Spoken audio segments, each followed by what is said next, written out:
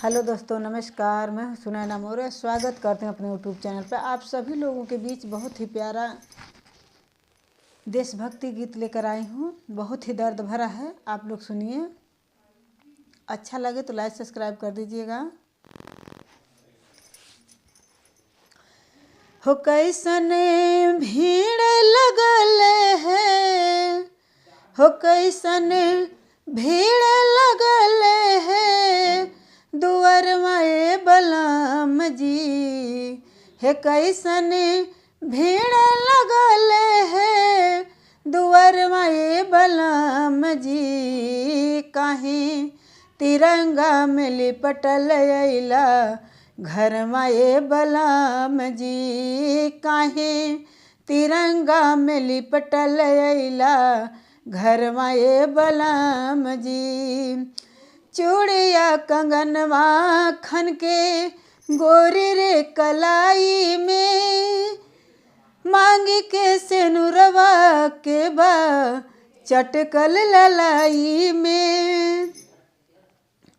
चूड़िया कंगनवा खन के गोरी रे कलाई में, मांग के सेनुरवा बा चटकल ललाई में।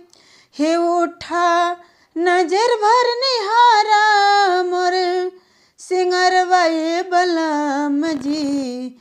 हे उठा नजर भर निहारा मोर सिंगरवा ए बलम जी। काहे तिरंगा में लिपटल अइला घर माए बलम जी। काहे तिरंगा में लिपटल अइला घर माए बलम जी।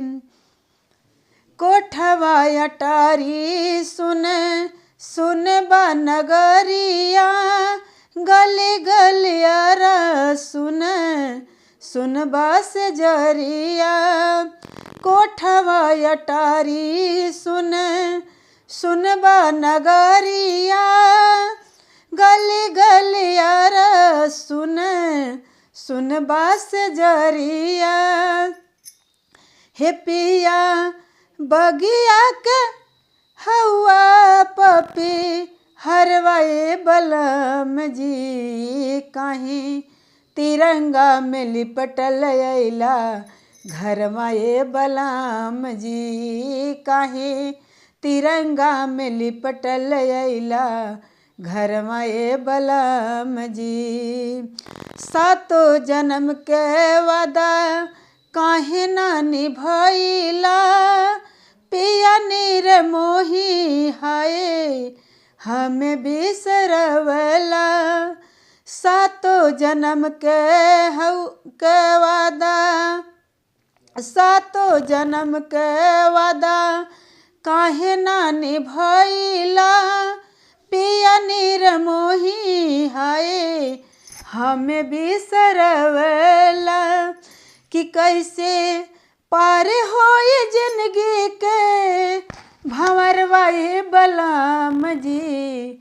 हो कैसे पार होई जिंदगी के भंवरवा ए बलम जी। काहे तिरंगा में लिपटल अइला घर माए बलम जी। काहे तिरंगा में लिपटल अइला घर माए बलम जी। हो कैसन भीड़िया लगल है, हो कैसन भीड़िया लगल है दुआर माए बलम जी। काहे तिरंगा में लिपटल अइला घर माए बलम जी। काहे तिरंगा में लिपटल अइला घर माए बलम जी। हमारा देशभक्ति गीत कैसा लगा आप लोग कमेंट बॉक्स में ज़रूर बताइएगा। बहुत बहुत धन्यवाद।